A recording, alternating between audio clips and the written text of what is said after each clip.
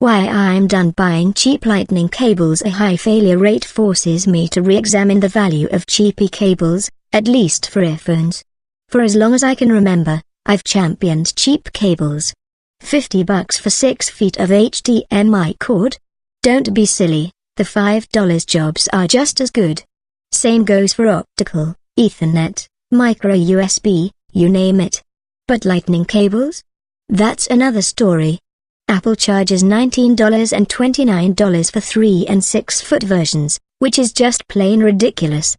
Hit up Amazon or eBay and you'll find 5 packs selling for $6.99 out the door.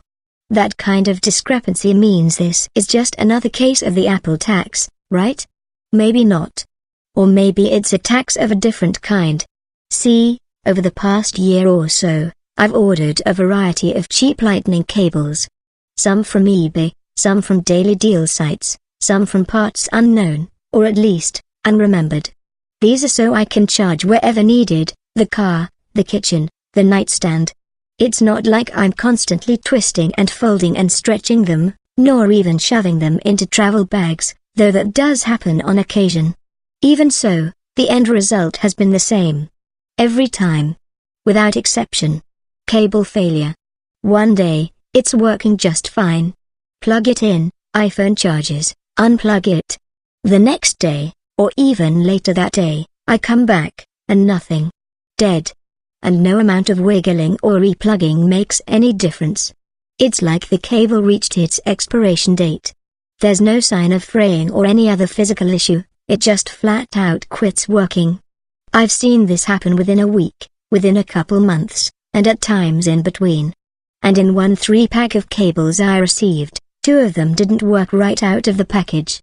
When you've paid all $6, is it really worth the hassle, or postage, to send them back? What price lightning? What's going on here? It's hard to say, because I've used countless dirt cheap micro USB cables over the years and can't recall one of them ever going bad. When iOS 7 debuted last year, there were reports that some so-called knockoff lightning cables suddenly stopped working, suggesting Apple is working to prevent the cheap cables from, well, working. Indeed, if you shop around, you'll notice that the more expensive lightning cables are designated MFI certified. This refers to Apple's licensing program, which requires developers and product makers to pay fees for that designation, and pass that expense along to buyers.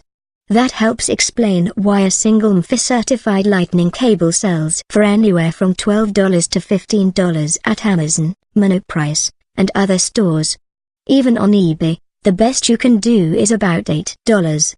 That's a far sight better than $19 or even $29, of course, especially if it lasts longer than a few weeks. My question for you, what's been your experience with lightning cables, cheap and otherwise? Have you found long-lasting cheapies?